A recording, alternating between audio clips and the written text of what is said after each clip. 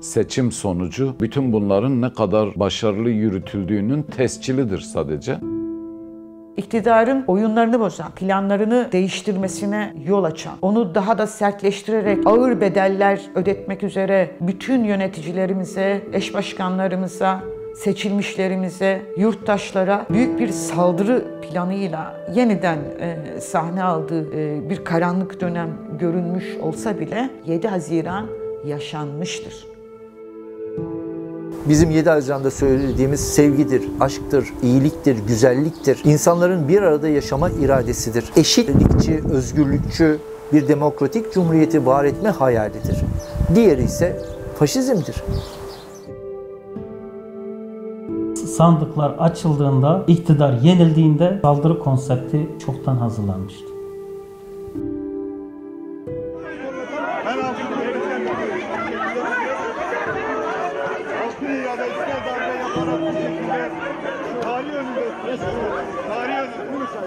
Bırak. Ne yapıyorsun sen? Kafama basma. Ne yapıyorsun sen ya? Tamam. Sen hesabını vereceksin bunu. Ben yüz binlerce oyun temsilcisiyim. Öyle kafama bastırarak yok veremezsin beni.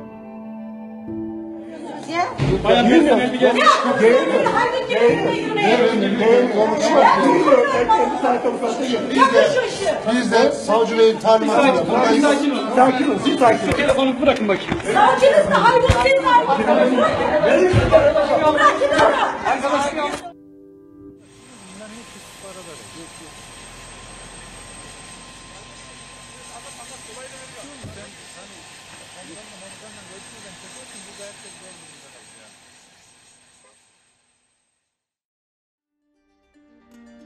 HDP aslında bütün toplumsal kesimleri demokratik ilkeler doğrultusunda bir araya getiren bir parti, yani bir bahçe, aslında rengarenk, yüzlerce renkten oluşan çiçeklerin süslediği bir bahçe gibi tanımlayabiliriz HDP'yi.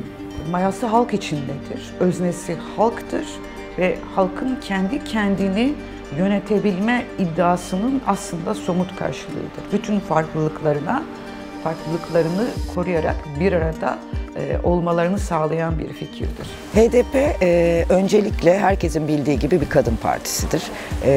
Her seçimde adaylarını %50 belirler. Vekillerini, illerinde, ilçelerinde yönetimlerini %50 kotası üzerinden gerçekleştirir ve ilçelerimizden en yüksek birimimize kadar, kurulumuza kadar eş sözcülük, eş başkanlık vardır. Bir kadın partisidir. Kadın mücadelesini vermeye devam ediyor. Bugün iktidar bize bu kadar şiddetle saldırıyorsa bunun nedeni tam da belki de en önemli nedenlerinden biri tam da budur. Çünkü eğer böyle bir eşitlikçi anlayışla siyaseti var ediyorsanız orada faşizmin yaşaması mümkün değildir. Faşizm bir erkek sistemidir çünkü.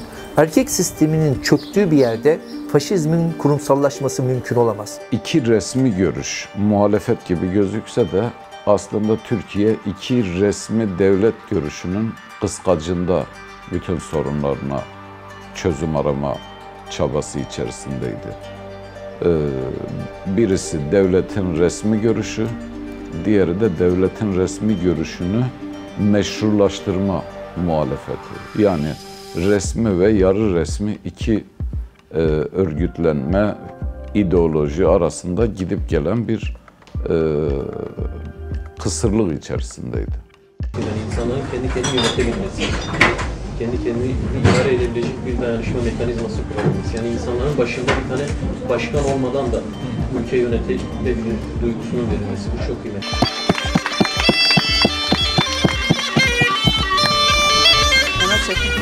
Bizler güneşiz, bulutuz, yağmuruz.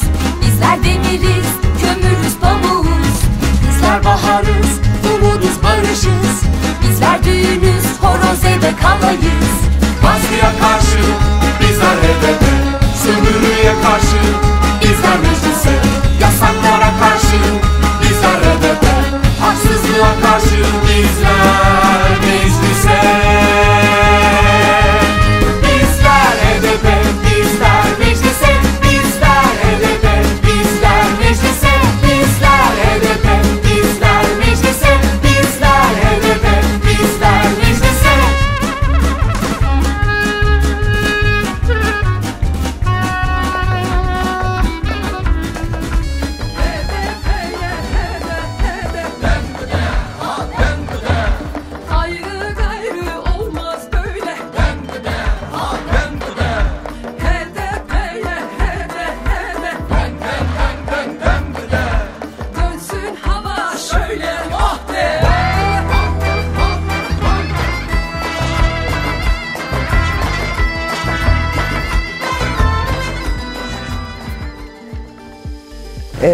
HDP fikriyatı aslında bence her yerde vardı daha önce, hazır bekliyordu. Yani Gezi'nin önünde halayı aslında HDP çekiyordu. Yani burada Ege kasabalarında, bütün ekolojik mücadelelerde bir araya gelirken aslında HDP oluşuyordu. Tarih boyunca yaşadığımız coğrafyada ezilenlerin sırtına, mücadele edenlerin sırtına yük olarak binmiş kadim problemlerin akılla, bilimle ve bu farklılıkları gözeterek, müzakere ile barış içinde bir yaşama doğru giden yolda bu araçlarla çözümler bulunabileceğini iddia eden fikrin vücut bulmuş halidir. Ve yaşadığımız coğrafyanın, yani bu muazzam güzellikteki coğrafyanın üstünde, bu topraklar üstünde yaşayan her insanın huzurlu, mutlu, refah içinde bir problem yaşamadan, bir sıkıntı duymadan yaşantısını tamamlayabileceği bir güzellikte topraklar olduğunu, bir avuç zenginin, bir avuç iktidar sahibinin kendilerinin refahı için bütün toplumu baskı ve sömür altında tutmaları dışında bir yolun olduğunu söyleyen fikrin vücut bulmuş halidir. Şimdi HDP aslında 7 Haziran seçimlerine giderken çok tarihi bir rol üstlenmişti Türkiye'de. Kürt sorunu demokratik çözüm görüşmeleri ve tartışmalarının yürüdüğü bir süreçte İmralı heyeti, çözüm heyeti oluşturarak bu sürece müdahil olmuştu. Aslında Türkiye toplumunun bunaldığı, Türkiye toplumunun bıktığı savaş politikalarının Sayın Öcalan'ın devreye girmesiyle bir şekilde çözüm perspektifine kavuştuğu, bu tartışmaların yoğunlaştığı bir süreçte HDP'nin de bir şekilde aslında arabuluculuk yaptığı, müzakere yaptığı bir süreçti. Gelinen noktayı biz de parti yetkili kurullarımızla, eş genel başkanlarımızla, bileşenlerimizle değerlendirip bir tur daha görüştükten sonra bir Kandil ziyareti gerçekleştireceğiz. En kritik nokta sistem tarafından, özellikle İmralı'da yürüyen görüşmelerde sürekli HDP'nin bağımsız adaylarla seçimlere girmesi, dayatmasıydı. Siz kendi, dediğim gibi, ideolojinize güveniyorsanız, kendi mücadelenize, mücadele amaçlarınıza güveniyorsanız ve hele bunu Türkiye halklarının gördüğüne inanıyorsanız zaten böyle riskler de almak gerekiyor. İyi ki de alınmıştır. Bakınız şu açıdan söylüyorum. Evet, kritik virajlardan HDP bu anlamda kritik bir virajdan geçti. Ama sonuç itibariyle 2012'den sonra da bu faşist iktidara, bu tekçi anlayışa karşı da iktidarını kaybettiren HDP anlayışı oldu. Halihazırda şu haliyle bile 9,5 civarında bir partinin oyu var. Bu kadar iddialı bir partinin bağımsız adaylarla şu anda 0,5 yarım puan olarak eksik görünen %10'u tamamlamak için bağımsız adaylarla girip iddiasından vazgeçmesi hem partimize hem Türkiye halklarına büyük haksızlık olurdu. Bir, Türkiye'nin tekçi, ırkçı, milliyetçi zihniyetten kurtulmasını gerektiğini savunuyordu. Bunu yüksek sesle dile getiriyordu. İki, Türkiye Kürt sorunu çözmeden, Kürt sorunu demokratik yollarla çözmeden ve bu kanlı savaşı bir şekilde nihayete erdirmeden, yani demokratik ilkeler ve çözüm perspektifi temelinde, Türkiye'nin mevcut çıkmazdan ve kısır döngüden kurtulmayacağını söylüyordu. Bir de en önemlisi, Türkiye'de aslında bu ekonomik kriz, bu talan, ekolojik kıyım konusunda HDP aslında somut program ve planla toplumun karşısına çıktı. Bunların tümünün bir şekilde toplum yararına çözülmesi gerektiğini ortaya koyuyordu. Vaadimiz tabii ki barış ve demokratikleşmeydi. HDP'nin bir önemli ayırt edici yaklaşımı da barışla demokratikleşmeyi ayrılmaz bir bütün olarak birlikte ele alma önceliğiydi. O güne kadar süreç göz önüne alındığında çatışmalı süreçler bu ülkeye büyük toplumsal maliyetler üretmişti. Hem can kayıpları anlamında, hem zaman kaybı anlamında, hem telafisi imkansız birçok toplumsal tahribat anlamında büyük bir gündem olarak önümüzde duruyordu ve biz barış talebinin toplumsallaştırılması anlamında en büyük işlevi gördük diyebiliriz. Eşit yurttaşlık temelinde din vicdan özgürlüğüyle tüm siyasal, toplumsal, ekonomik temel hak ve özgürlüklerin güvenceye kavuşturulmasını talep eden, ekolojik, cinsiyet özgürlükçü ve tüm doğal varlıkların ve hayvanların korunmasını talep eden bir partidir. Bu zaten hem kuruluşumuzda hem bizden önce aldığımız mirasın kodlarında olan sınıf mücadelesi, yani emek mücadelesi. Fakat radikal demokrasi çerçevesinde bunu da yeniden devrimci bir okumayla yorumluyoruz. Yani biz artık fabrika emekçileriyle sınırlandırılmış bir sınıf mücadelesinin ötesinde toplumsal emek zemininde bir sınıf mücadelesini örgütlemeyi, toplumu bu eksende örgütlemeyi ve sınıfın mücadelesini hem kapitalizme karşı hem de kimliklerimizle yaptığımız siyaset gereği ulus devlet anlayışına karşı var ediyoruz. Yani demokratik ulus, demokratik toplum, demokratik cumhuriyet üçlemesinin mücadele alanı radikal demokrasi alanıdır. Bu bir sınıf mücadelesidir, bu bir kadın mücadelesidir, bu bir ekoloji mücadelesidir. İşte HDP'nin aslında fikri karakteri de, fikri yapısı da budur.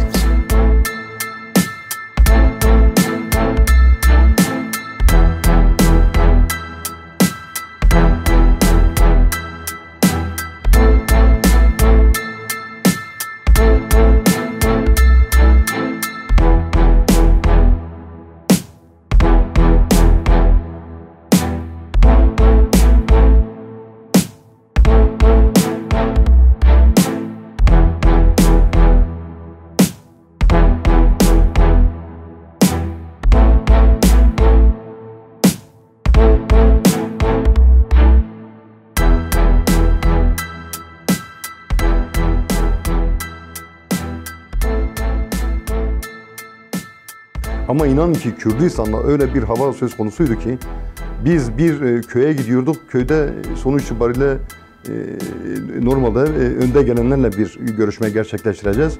Miting havasına geçiyor. Her gittiğimiz yer bir toplantı alacağız. Yani normal bir toplantı, hal toplantısı ama kalabalık değil. Bir bakıyordunuz bu mitinge dönüşüyordu. Yani Türkiye cephesinde gerçekten bir umut büyümüşse tabii Kürdistan coğrafyası ve Kürt halkı Sayın Abdullah Öcalan'la yapılan görüşmeler neticesinde barışa susamış. Bakınız bu kadar zulme, bu kadar katliama rağmen barışa susamış bir halktan bahsediyoruz. Kindarlıktan, kanı kanla temizleyelim anlayışından değil. Hayır, barış gelsin, huzur gelsin. Tabii biz de özgür olalım. Temel şart, koşul bu zaten. Bu umudun Kürdistan'da da dipdiri, cap canlı olduğunu biz birebir gerçekten gözlemledik, şahit olduk. Halkın umudunu, halkın coşkusunu, halkın geleceğe yönelik olarak bakış açısının ne kadar pozitif olduğunu biz birebir yaşadık. Dediğim gibi her gittiğimiz yer bir miting alanına dönüşüyordu. Bütün o sürecin bozulmasıyla birlikte dediğim gibi o saldırılara rağmen halkın HDP'nin başarabileceklerine olan inancını biz birebir bu şekilde sahada yaşamış olduk, görmüş olduk. HDP neşeli bir kampanya, bütün acılara rağmen, çekilmiş bütün acılara rağmen, sırtındaki inanılmaz yüklere rağmen son derece neşeli, keyifli, inandırıcı ve güven verici bir siyasi kampanya yaptı. Bir yeni yaşam mümkündür. Bugün yaşadığınızdan, bugün çektiğiniz sıkıntılardan birlikte kurtulmamız mümkündür ve yeni bir yaşamı kurmamız mümkündür. Aslında zorunluluk tavsiye edenlerin dışında bir yol vardır. Özne biziz, özne halktır diyen bir siyasi kampanya yürüttü ve büyük teveccüh gördü. Neredeyse onlarca gönüllü grup, onlarca gönüllü işte diyelim ki ajans bu fikriyata sahip çıkmak için akın akın HDP'ye gelip gönüllü bir şekilde bir iletişim stratejisini oluşturmak için sıraya girdi. Yani bu fikre inandı. Bu fikir aslında kendi içinde kendi propaganda biçimini, kendi işte diyelim ki topluma kendini anlatma biçimini kendisi oluşturdu. Ve akın akın film çekmek isteyenden tutalım, işte tanıtım videoları yapmak isteyenden tutalım, şarkı yazan, çalan, işte yine renkli işte Hoppa'dan bilmem Edirne'ye kadar kültürel değerlerle ve kültürel ürünlerle HDP'nin propagandasını yapmak isteyenler muazzam bir sahiplenme geliştirdi. Bir şey olmazsa olmazdı bu kampanya. Halay. Halay olmazsa olmazdı bu kampanya. O kadar çok halay çekiyorduk ki hatta bazen halaydan vakit bulup propaganda yapma ihtiyacı duyuyorduk. Bazen konuşurken arkadaşlar aşağıdan sesleniyorlardı. Ver müziği, ver müziği. Çünkü gerçekten o halaylar bizim en etkili kampanyamızdaki propaganda araçlarımızdı. Bütün Türkiye'ye halay çekmeyi öğrettik. En başta ben öğrendim tabii. Sloganlarımız çok etkiliydi. Temsiliyetimiz çok genişti. Ve kaynaklarımız çok sınırlıydı. Ben herhalde onun üzerinde seçim kampanyasının bizzat mutfağında yer aldım. Hem aday olarak hem seçim komisyonu çalışanı olarak onun üzerinde seçim kampanyası yürüttük. HDP'nin bu kampanyası kadar coşkulu, katılımcı ve yokluk kalemlerine rağmen yaratıcı az kampanya gördüm, yaşadım. Mesela insanlar bayrak yapıyordu. Yani biz bayrak dağıtıyorduk, bakıyorduk etrafta HDP, ilginç HDP bayrakları var. Kendileri bayrak yapmış gelmişler. Bizim hiç aklımıza gelmeyen renkler çıkıyordu. Aklımıza gelmeyen afişler. Herkes kendiliğinden afiş üretiyordu. Bir miting alanına gittiğimizde mesela miting alanını süslemek için biz düşünürken ya bu alan büyük nasıl süsleyeceğiz falan derken bir bakıyordun orada yüzlerce insan koşarak gelmiş. Oysa bu sefer Ankara İl Örgütümüz, il çalışanlarımız ve gönüllülerimizle birlikte MHP'den başlayarak MHP'ye oy veren köylerden, beldelerden, ilçelerden başlayarak kendimizi anlatma şeklinde bir kampanya belirledik. Normalde Ankara'da klasik yürütülecek çalışma belliyken biz yaklaşık 2 aylık çalışmanın 45 gününü Ankara'nın ilçelerine ve köylerine ayırdık. Ve bunun da sonucunu gördük. Yani daha önce bize bir tek oy çıkmayan yerlerden ağırlıklı MHP, AKP aksında olan yerlerden HDP'ye dönük büyük bir teveccüh olduğunu gördük. Kampanya bir yerde iyi bir siyasetin, güzel bir siyasetin, sevgi dolu bir siyasetin mümkün olabileceğini gösteriyordu. Sevgi dolu sözcükler vardı ve kampanya mottomuz, sözümüz de büyük insanlıktı. Nazım'ın şiirinden esinlenerek ortaya koymuştuk. Büyük insanlığı çağırıyorduk. Yani esas bize ait olanın siyasete hakim olmasını dile getiriyorduk. Yani hepimizin, hepimizle birlikte, herkesin işin içinde olabileceği bir şeyi. Siyaseti, işte toplumsallaştırma dediğim meseleyi kampanya bizzat gerçekleştiriyordu. İletişim bu açıdan önemliydi. Kadıköy Altıyol'da, yani CHP'nin çok yüksek oy aldığı yerlerden bir tanesidir. Altıyol'daki masada duruyoruz, açıyoruz ve işte broşürler dağıtıyoruz, propaganda yapıyoruz. Yaşlı, yani bizzat yaşadığım için söylüyorum, yaşlı teyzeler geliyordu. Bir tanesini unutmayacağım, bayağı böyle hani yaşından dolayı bir skolyozu var, kamburu çıkmış, yürümekte zorlanan. Ama vardır ya hani böyle seçimlerde inanılmaz titizlikle gidip oyunu hep verdiği partisine verme şeyi gösteren profillerden biri. Yaklaştı, geldi, broşürden aldı ve eğildi. Çok güzel gidiyorsunuz, ben size vereceğim bu kez dedi. Hiçbir yere vermedim şu ana kadar, başka bir partiye vermedim oyumu ama size vereceğim. Hep böyle devam edin. Yorulduk, bıktık dedi, yorulduk, bıktık. Belki 80'in üstündeydi yaşı. O yorulduk ve bıktık sözü çok önemli.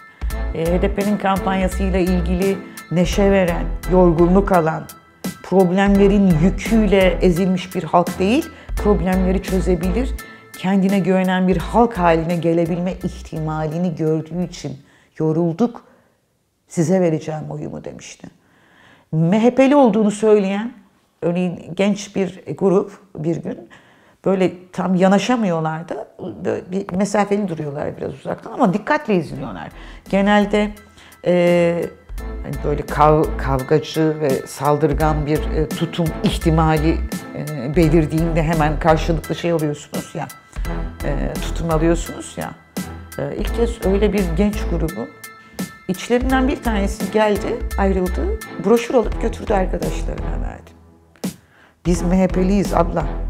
Sen ama ver ben onu okumak istiyorum deyip hatta Demirtaş'la ilgili övücü bir söz söyledikten sonra alıp götürmüştü. Bu hava çok güven verici bir havaydı. Galatasaray bir gol atmış. Sayın Demirtaş'a söyleseydi biz de bir espri patlatsak. Bizler kadınız, genciz, emekçiyiz. Bizler baharız, umuduz, barışız. Bizler sevgiliyiz, eşitiz, kardeşiz. Bizler HDP, bizler mecliste.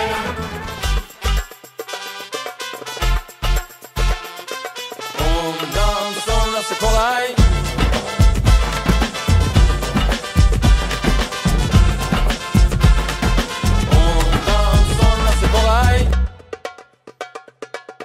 Çekindin, usandın, her gün nefret dolu bir ülkede uyanmaktan bıktın artık.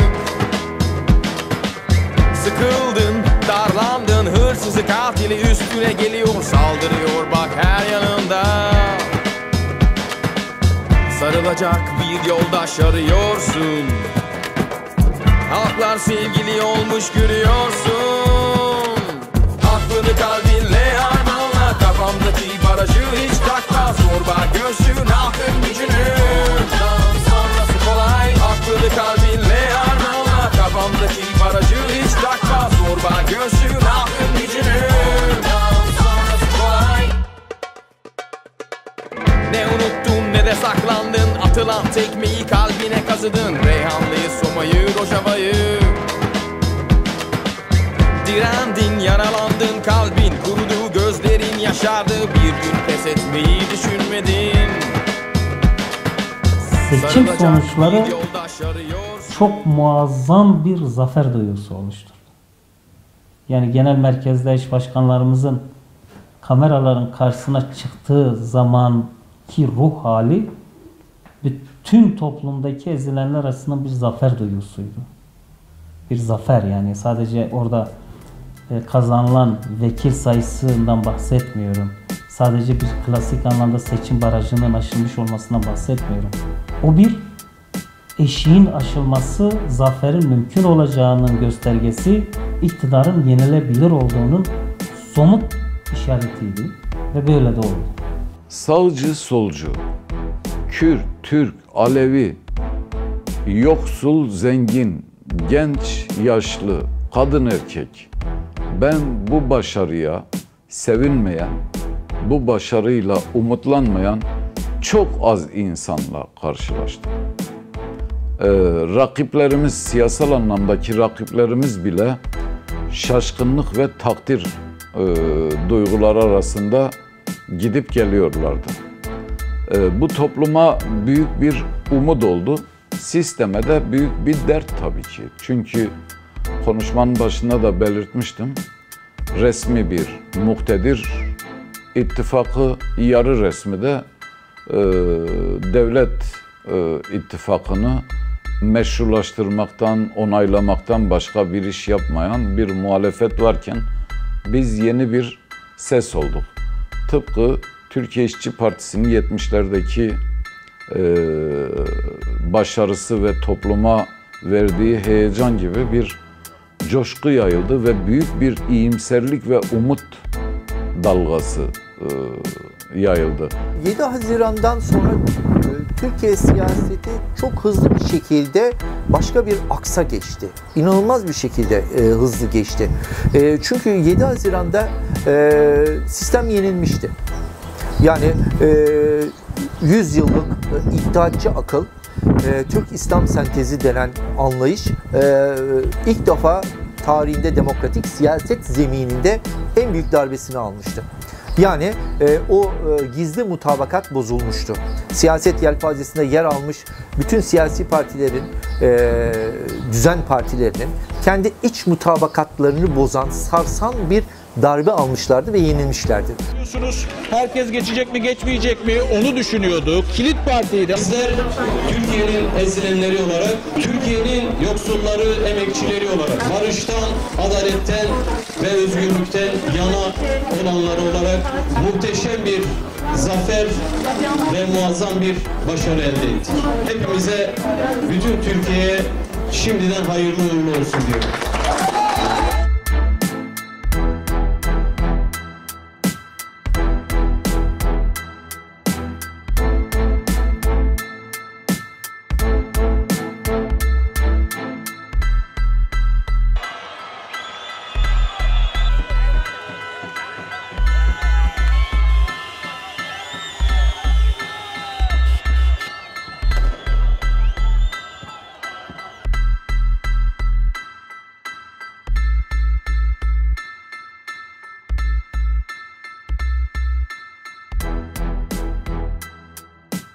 Hiçbir mazeretin başarının önüne engel olamayacağını ya da gerekçe olamayacağını bütün mazlumlara gösterdi ve bu kazanılan özgüven aslında Türkiye'deki toplumsal mücadeleler tarihinde çok seçkin bir yerde anılacaktır. Bir özgüven kazandı. 7 Haziran'dan sonraki her seçim 1 puan, 2 puan geri veya ileri önemli değil. HDP gücünü korudu ve en nihayetinde yerel yönetimler seçimlerinde 2019'da Türkiye tarihinin en büyük siyasi darbesini iktidara vurdu ve yerel seçimlerde kaybetmesine vesile oldu. Savaşın o çatışmacı dili ve herkesin bütün enformasyon aygıtlarının savaş diliyle konuştuğu bir ülkede ilk defa barışın dilinin nasıl kurulacağını, barışın da bir dili olduğu gerçekliğini hatırlattı insana. Belki bunlar çok hızlı oldu. O Kızılderili anekdotu gibi, yani ruhumuz biraz geride kaldı. O kadar hızlı bir yürüyüşün içinde bulduk kendimizi. Bunlar ama toplumsal tarihimizde çok yüksek kıymette ve onurlu köşe taşları olarak tarihteki yerini aldılar ve geliştirilmeyi bekliyorlar. Başarabiliriz, özne biziz. Halkın içinde mayalanmış bir fikir, halkın kendini yönetebilme ihtimal olmaktan çıkıp gerçeklik haline gelebilir dönemiydi. Ve 7 Haziran 2015, bunu defalarca tekrar etmek istiyorum.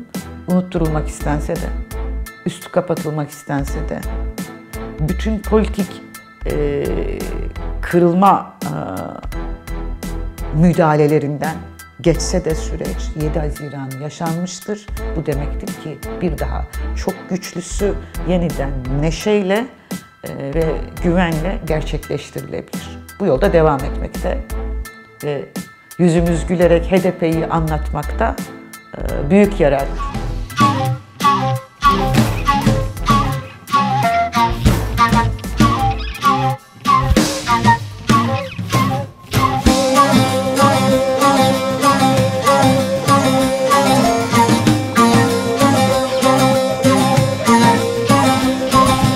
به ما را پرس که واجمه تا Taye HDP biya parti yaşarema he he HDP Bemara perskevacime taye HDP biya parti yaşarema he he HDP Haştiya vav bratiye he he HDP perpiyaşone meclise he he HDP Haştiya vav bratiye he he HDP perpiyaşone meclise he he HDP